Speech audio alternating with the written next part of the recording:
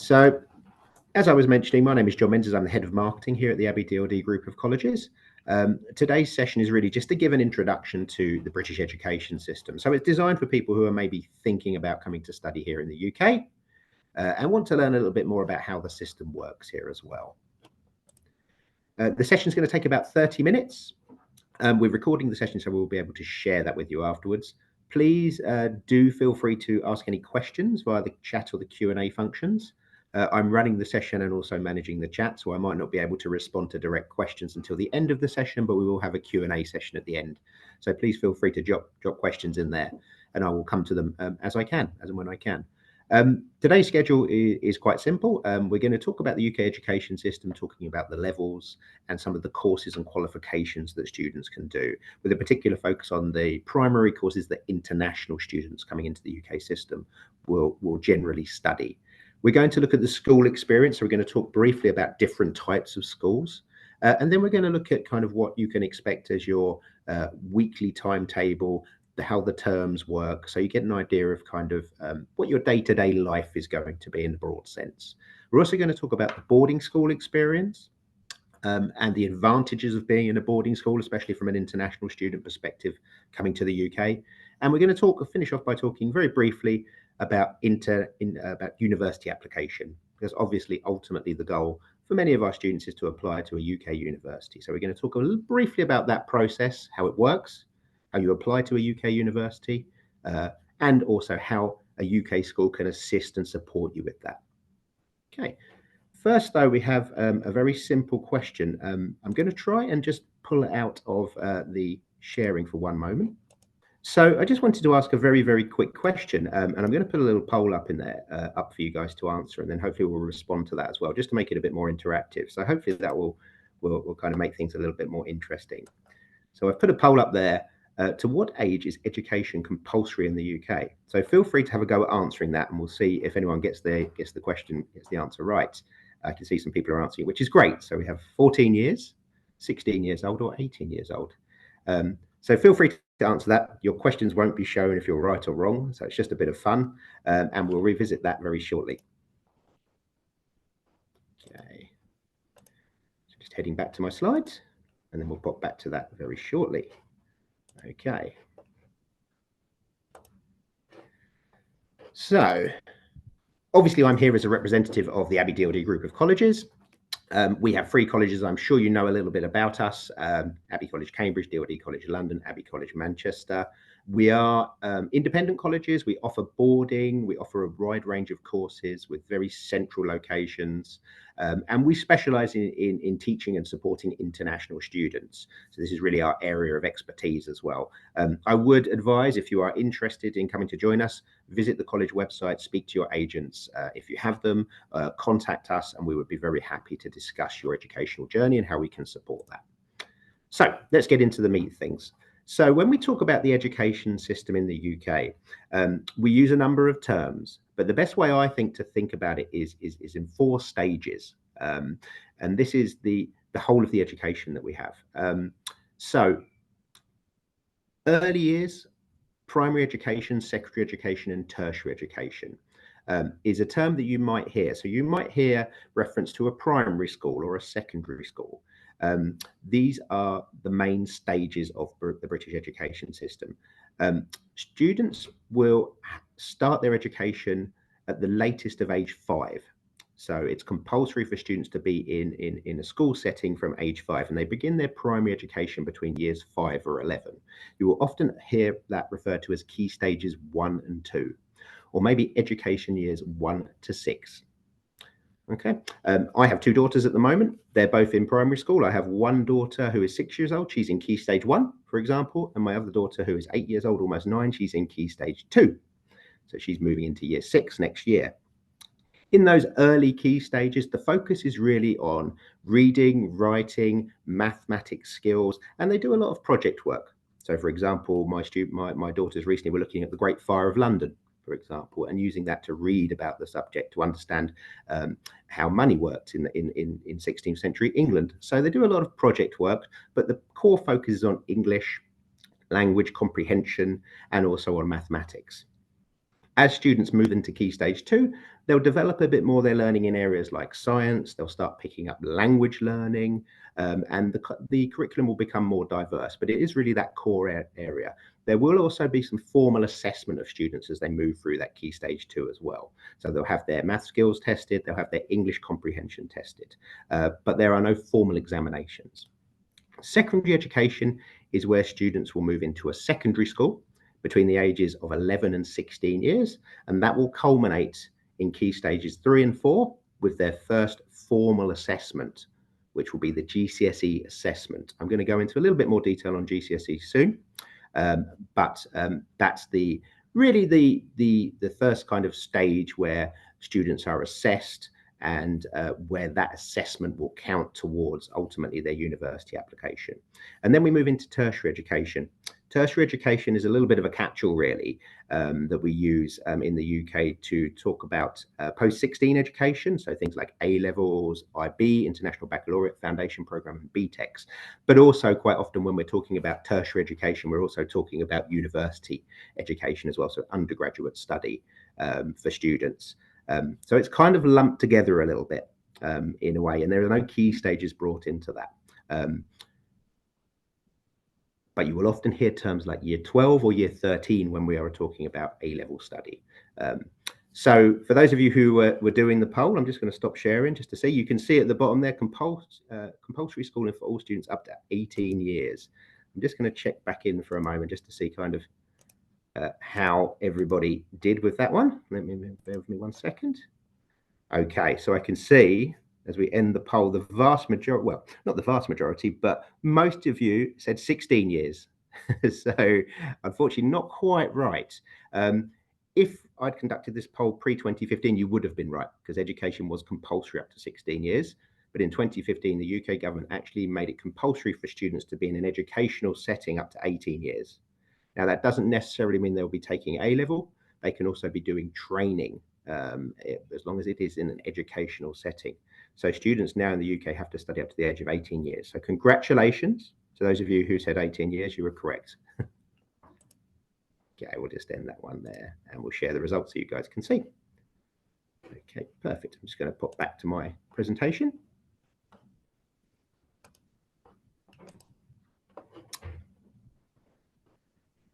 Okay, so let me just share that. Okay, hopefully you guys can see again. So the way to think about it is in these key stages. So key stages 1 through 4, primary through to secondary through to tertiary education. Students are in an educational setting from the age of 5 years all the way up to 18 years. So there are 13 individual years of education. That's why you'll sometimes hear a school referring to a student in year 10, for example, or year 11 or 12. Okay, so year 10 quite simply means that they are studying their GCSE studies the year before they take their final examination. So hopefully that makes things a little bit clearer in terms of the way that the stages work. I've put a point down the bottom of this slide here as well, and hopefully you guys can see it. It's also important to know that all schools are inspected by Ofsted, or the Independent Schools Inspectorate, ISI, and those reports are available to the public. So you should be able to find the most recent reports, either their Ofsted or ISI reports, on the school's websites that you're looking at. If not, they're easily findable online.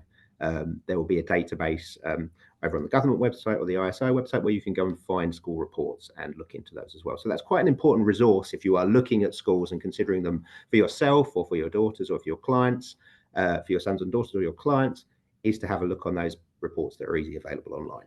Okay, so I'm just going to delve a little bit deeper into some of the sort of key courses I think that international students would study in the UK. So when we talk about GCSEs, that stands for a General Certificate of Secondary Education. Okay, so this is the Key Stage 3 and 4 course. Students are aged between 11 and 16 years, and it's education years 7 to 11. So in year 11, you will take your final GCSE examinations and achieve your GCSE results. Okay. As we talked about the kind of compulsory education, this used to be the final point of compulsory education in the UK prior to 2015. So students would take their GCSE results and they could move on into work if they wanted to as well. It's compulsory for all British students to study this. Okay, so if you are looking for a school aged between 11 and 16 years, you will be in the GCSE syllabus. Most international students tend to join GCSEs for year 10 and 11. Year 10 and 11 is where students will make their final GCSE subject choices that they're going to sit examinations in to receive their ultimate results. Most students will study between 5 and 10 subjects. Minimum is 5. Though you can study more than 10, but it's common for students to be between 5 and 10 subjects. 5 and 10 subjects. There are core subjects, English, maths, and the sciences you have to take at GCSE, and then the rest of the subjects have an optional element. So if you're interested in art, for example, or if you're interested in economics or history, they are subjects you can select to study. But each schools might set different subjects as compulsory or optional, but you will definitely have to do maths, sciences, and English. Here at Abbey DLD, just with the Abbey DLD focus, we offer year 9 at our London and Cambridge colleges, so students can come in from the age of 13 years and do that pre-GCSE selection year. Most commonly, students, as I said, will come in for a 2-year and 18-month program, which is where they'll come into year 10 and then roll on to year 11, where they'll sit their final exams. We do offer 1-year GCSE courses. For our 2-year courses, for our year 9 courses, students will study up to 9 subjects. For the 1-year course, they'll study slightly less because they have less time, so they'll do 6 subjects. So just something to be aware of. And I've posted our kind of results across the group there on the right-hand side in those gold circles. The grading system is graded from grade 1 all the way up to 9. And you can see I've matched there at the bottom against the old system. So you can see 9 to 7 is equivalent to A star to A. Grade 4 and above is a C grade. Grade 5 is considered a good C grade. Now, if you're a student coming to study in the UK and you want to study your GCSEs, it's very, very advantageous that you have studied GCSEs either in the UK or in your home country if you are looking to apply to those higher ranked UK universities. All UK universities will have a GCSE requirement. They will obviously look at equivalent qualification requirements in your home country, but they will expect to see strong GCSE grades if they're the more competitive universities. And those universities that are a bit more discerning, a bit more competitive, like the Oxbridges, will want to see GCSE grades in one form or another. And they will want to see strong grades, usually grades 7 and above, in those subjects that are related. So if you, for example, you are looking to study an engineering related course, they'll probably want to see subjects like maths and physics in the range of 7 to 9. So really important that our students are achieving those.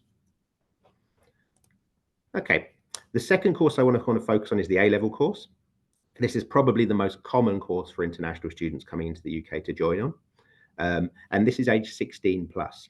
So remember, this is not a compulsory course to study in the UK, but it is the most common university access course. It's the most widely recognised qualification. And when I say A-levels, I'm talking about advanced levels.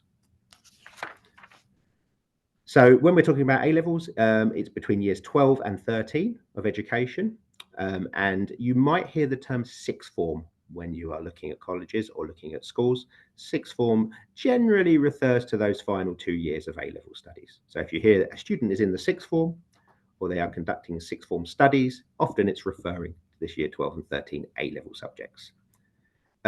Students will take fewer subjects at GCSE than at GCSE. So it's not uncommon for students to take 3 to 5. Most universities will ask for a minimum of 3. And A-levels are designed to go into much more breadth and depth than you would study at GCSE. So you will certainly be more intensive in your studies. You will be studying high-level topics. And again, these are designed to prepare you for that first year of undergraduate study at university. There are no compulsory subjects, so you don't have to do maths, you don't have to do English, you don't have to do sciences. They are all selective subjects. But the subjects that you select will influence the courses that you can do at university. So that's something to be aware of. If you choose quite a broad range of subjects, that's fine for certain courses. But if you want to study, say, courses like engineering, medicine, or law, there will be specific subjects that you are expected to study. So that's something just to bear in mind. Different examination boards you might hear when you're talking to a school or learning about UK study, AQA, OCR, Edexcel. Quite often, a question that comes to me from parents is, My son or daughter wants to go and study at Oxford University. Is there a particular exam board they should do their biology exam in? The answer is no. UK universities don't differentiate between the exam boards. I think that's quite often a worry for students and parents, but they don't. They're all regulated by Ofqual, which is a government office, to be of the same standard. So it doesn't matter which exam board you sit your A-level studies in. What matters is the grade you achieve. A-levels have a linear structure, as do GCSEs currently as well. This is something that a change that happened a few years ago. Essentially, what this means is you will take all your A-level examinations at the end of the 2 years of study. Previously, you would take some of your assessments after the first year, which would be called an AS level, and achieve half an A level. But the government has largely done away with that as part of the reform to the A-level program. So all your examinations are taken at the end of the subject. You can still do AS levels, but they don't count towards your final A-level grade. And again, whereas the GCSEs were graded numerically, A-levels are graded alphabetically. And as I say, the A-level subjects you choose and the grade you receive will directly affect your choice of university and undergraduate course. So it's very important when you are looking at studying in the UK, if you are coming into A-levels or even for GCSEs, to understand that journey through the course and the requirements that your target university will need. Okay, as to whether they, and also to whether they, as to which program they accept. Okay, just going to focus on a couple of other course areas that international students might look to come into as well. The foundation course, or as we call it here at Abbey DLD, the International Foundation Programme, and the BTEC. I'm not going to dwell on these too long, but the foundation is an equivalent to a year 13 study. So quite often students will confuse a foundation in terms of the level as opposed to A-levels. It's actually set at the same level as the final year of A-levels. The difference being is that it's a more condensed program. Our foundation is typically taken over 1 year and it's more focused. So it's pathway based. So rather than studying 4 different subjects, you might study a foundation in business or engineering where there are set modular subject choices. Okay. Instead of it being graded as numerically or alphabetically, it's graded out of a mark out of 100%. So you can see last year or this year, our average score was about 67% overall. Okay.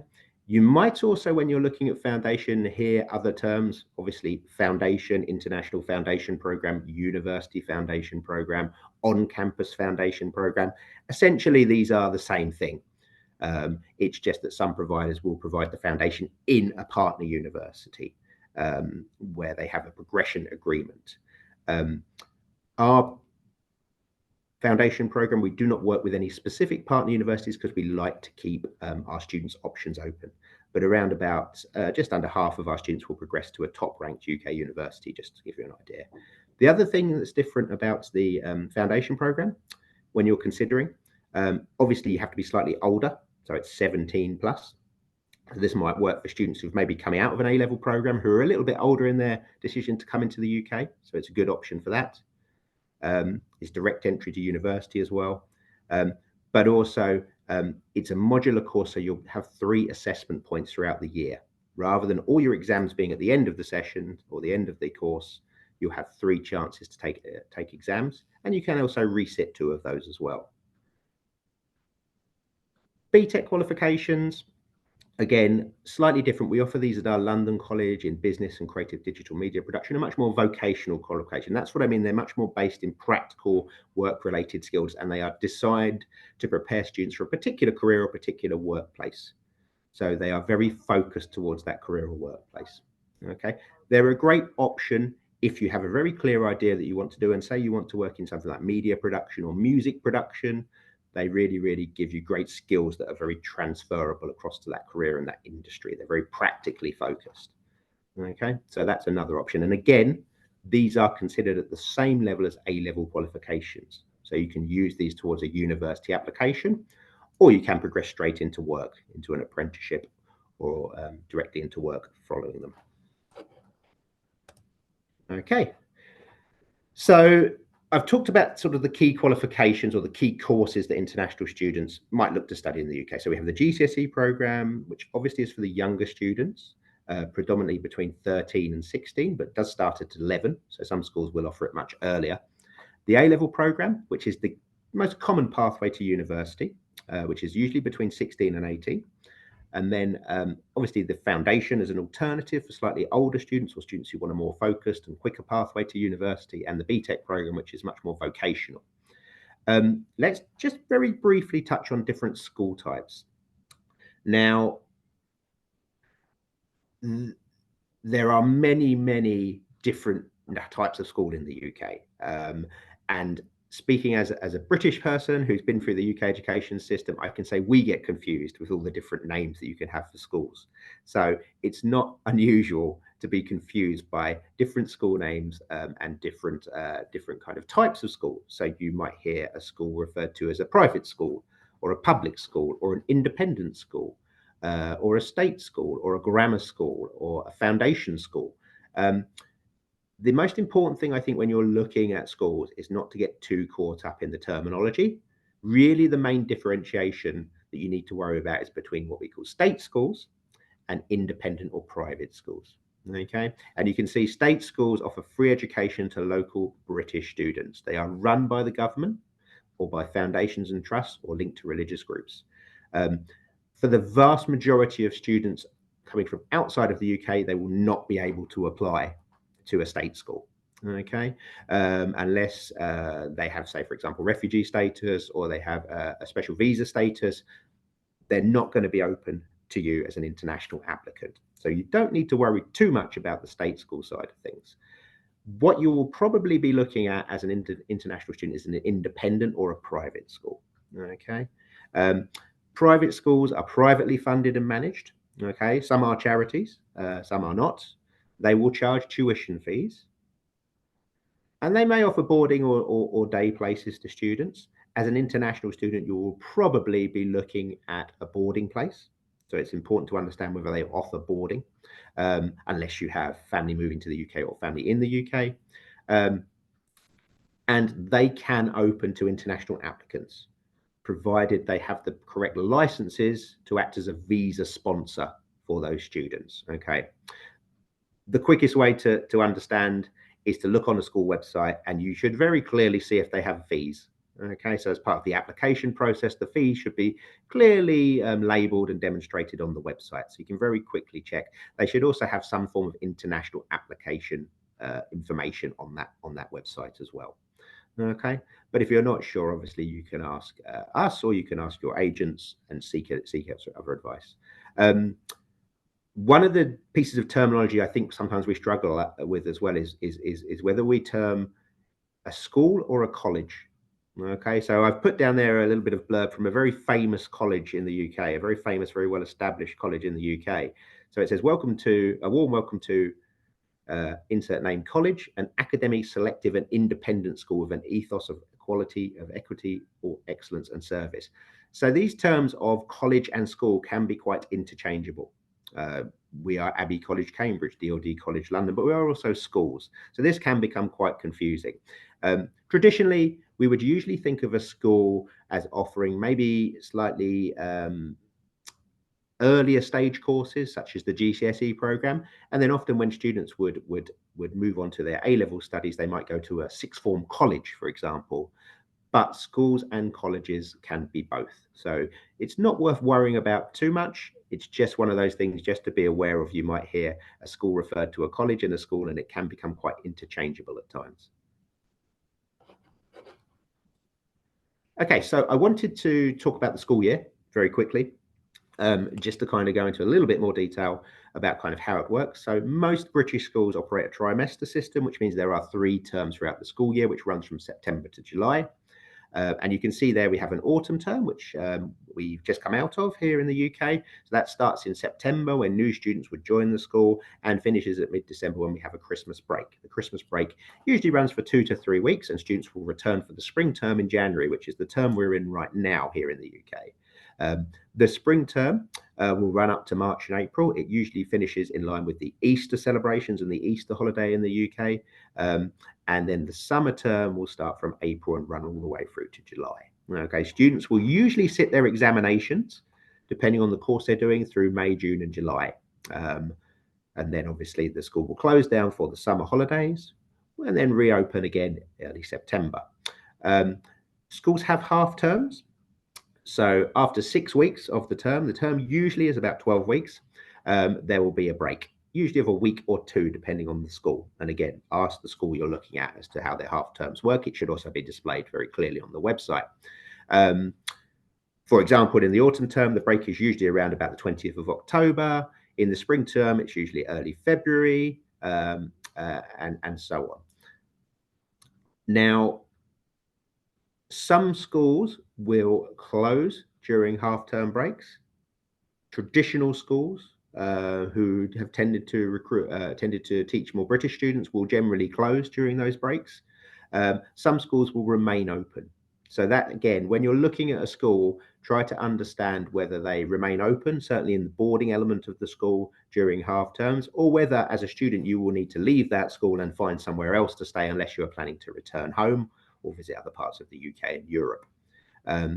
Some schools will also close at weekends. So we call that an exeat as well. And again, more traditional schools do tend to do this, where the British students will go home for the weekend. But obviously, if you're an international student, that does put you at a bit of a disadvantage.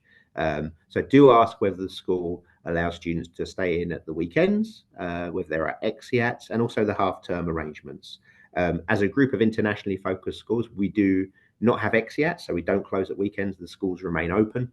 And also, we remain open during half terms as well. So definitely something to bear in mind if you are looking for a school to ask those questions. And just looking at a timetable, I've picked out two very broad timetables here, one for a GCSE student, one for an A-level student.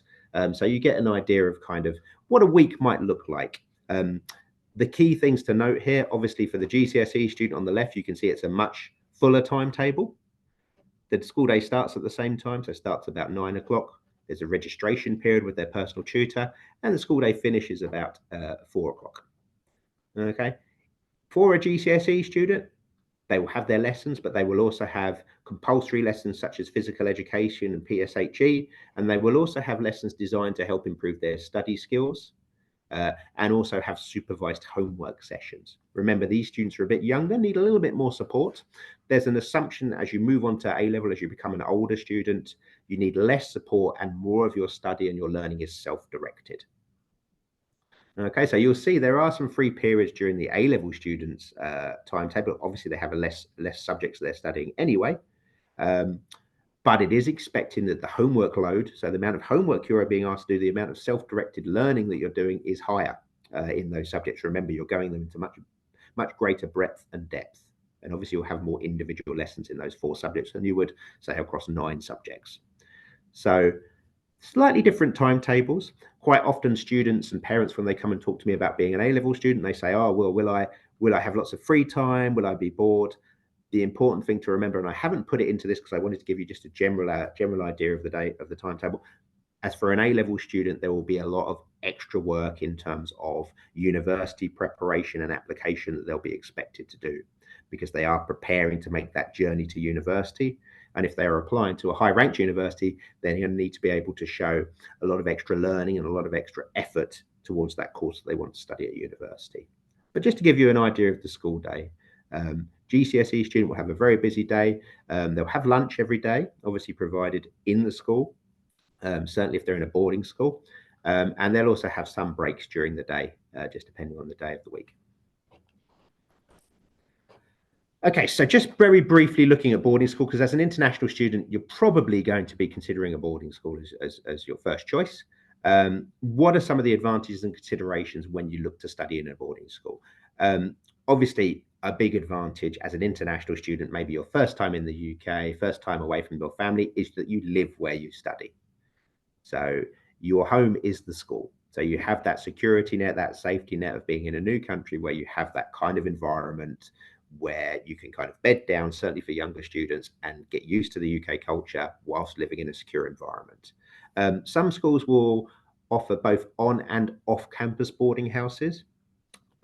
Generally for younger students will tend to be on campus. As students get a bit older, they might choose to board off campus, certainly as a bit of that step towards independence. And as they head on to university, that's what life is going to be like. But you should have a choice of both. Some schools will offer single rooms, some will offer shared rooms or dormitories. Some schools will offer all three, and you will have a choice. So it's very important to get an idea of, do I want to live by myself in the boarding house? Do I want to have my own room, my own bathroom? Am I happy to share with another student? What is the kind of environment that I'm going to be coming into? Some schools will also offer host families. So you'll be able to live with a local family in the area. Certainly more of some of these schools based in cities will offer this as an option as well. So that's also something to consider if you want to live with a British family as a host near to the school. Obviously, you will receive a high level of personal and pastoral care in a boarding school. So these will be secure environments. You'll have members of staff who live in with you, who are making sure you're getting up on time, making sure you're doing your homework, being someone to talk to, someone to help you in navigate the school. You'll have in-school medical care, so quite often there'll be nurses and matrons in the school who can deal with any minor medical complaints. There will be extensive programs of extracurricular activities, so different clubs, sports, academic sessions as well that will be offered in the school. And the great advantage is you are there. So you don't have to go far to attend lectures or to go to a sports club or to do something that's interesting. And they'll quite often have house systems.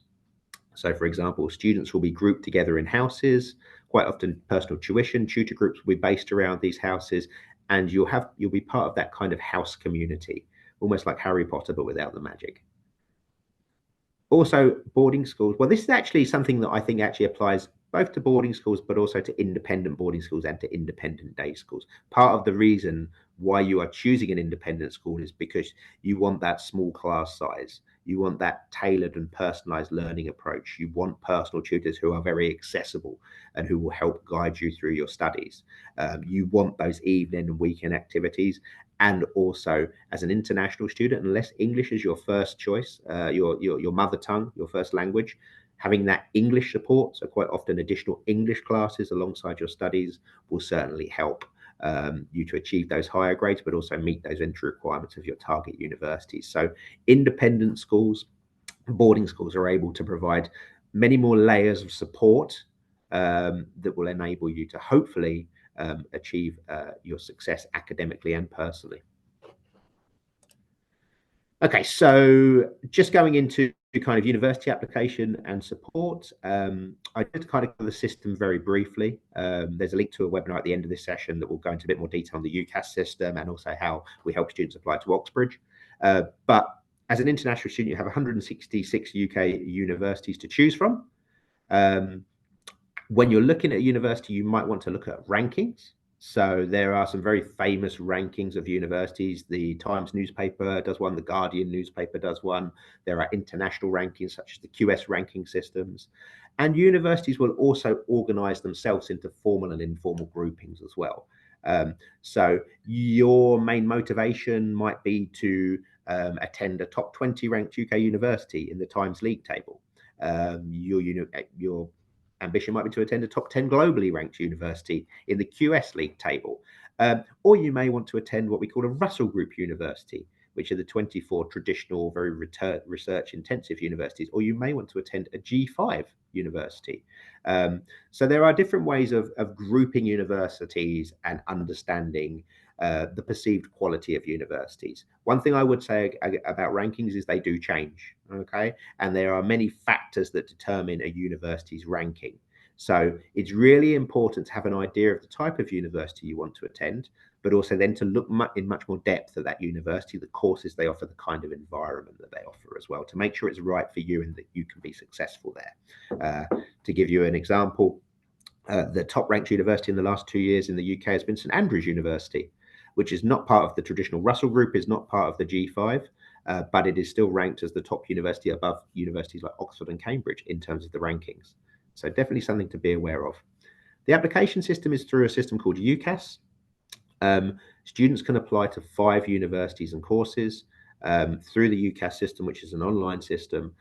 Offers are made on a number of factors, including predicted grades from the A-level studies and also achieved grades through the GCSE studies, personal statements, which is a written piece that every student will write to their 5 universities of choice, academic references, and additional tests such as maybe maths examinations, written essays, or even interviews. Once offers are received, students will make a firm and insurance choice. So they will say, I have this offer from this university. This offer is my first choice. So I will take that first if I achieve the grades I need to achieve. This is my insurance choice. If I don't achieve my first choice, I'll go to my insurance choice, and so on and so forth. There are other safety nets for students who don't achieve their firm or insurance choices, which we call things like clearing, which is when universities open up extra places for students. An important thing to also remember is alongside your application, alongside your academic entry requirements and your profile, you will also need to provide proof of English, which will be an IELTS test predominantly. So you will need to sit the IELTS test as part of your application, and the university will ask for a set level of English in order for you to progress. And every university and course might have a slightly different IELTS requirement. So it's very important to look at the English level that you need. And also that factors into the school you're choosing, the level of English support they're able to provide. Is it right to enable you to achieve that place at the university that is your first choice? In terms of school support, what should you look for from a school? How can they help you with that university application?